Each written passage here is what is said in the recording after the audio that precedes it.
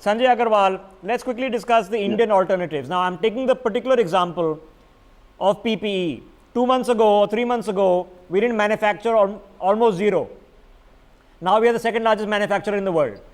So we isolated an area which was required emergency intervention, and we changed the footprint of the global trade on that within 2 or 3 months. So all the areas where we currently do not have Indian alternatives because the Chinese have swamped the market, how do we go about encouraging companies to make those alternatives? Well, I think in case of PPEs, it was a very specific situation where whoever had the capability, even, by a long shot, because there was no direct PPE manufacturing facility here, but garments manufacturers, people who had any sort of machinery which could be used, they came up and they saw that, okay, there is a demand. Ultimately in business, one looks at, is there a demand for a product and can I make some profit? End of the day, that is what it happens, and this is the opportunity which Indian businessman, Indian entrepreneur could find and was able to do it. Now the Indian businessman, Indian entrepreneur, why he is getting beaten in his own country is due to many reasons, many of which we have listed, many of which we have talked. But one very important reason that I would like to say is there is a report in the Economic Times which I read. I think it's not too old, I think last year's report, which said that roughly $13 billion of losses India incurs because of under-invoicing by Chinese companies. Now, this $13 billion is being talked of as just explain that to our viewers. So you're basically saying if they send a consignment of 500 mobile phones, they're actually billing 400 and 100 are being sold off into the Indian market quietly.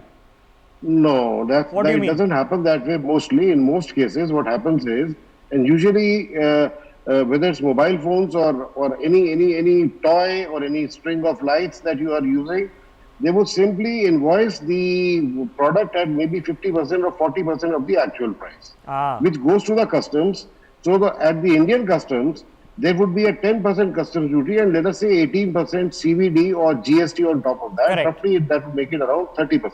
Okay. So if the Chinese exporter is billing $50 instead of 100, what has happened is that on $50, the Indian importer is saving straight away 30%. So he saved $15. That is a huge, huge price advantage he derives. And the Chinese are not bothered about WTO since the last 50 years or so. We talk about WTO and we talk about being WTO compliant or this or that. Yes. This is the biggest advantage that the Chinese are giving to their traders. Okay, so you've isolated a very important point. Yeah, I want to touch upon it. Mr. Aggarwal, I want to touch upon it. Yeah, how do I, for a young Indian entrepreneur, remove the temptation of simply going to China, purchasing a product and selling it here, where you just become a middleman, rather than setting up your own manufacturing here in India, which of course is a much more cumbersome process. It's easy to go to a trade show and pick up, 2 freighter loads of product and come here and make a buck, but then you become dependent. How do we get away from this temptation? You see, nationalist slogans do help to some extent, but let us be very honest, the lure of money is much more important.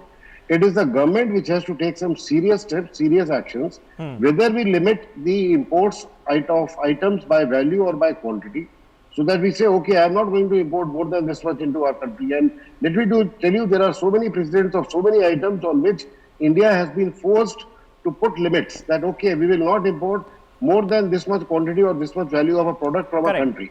So why can't we do that on China?